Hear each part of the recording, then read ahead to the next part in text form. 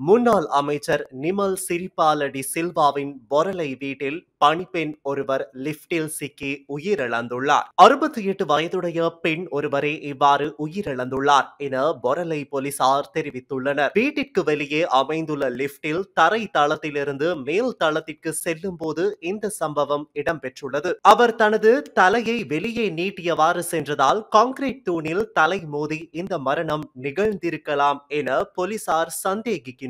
சம்பவம் குறித்து பொரலை போலீசார் மேலதிக விசாரணைகளை மேற்கொண்டு வருகின்றனர்.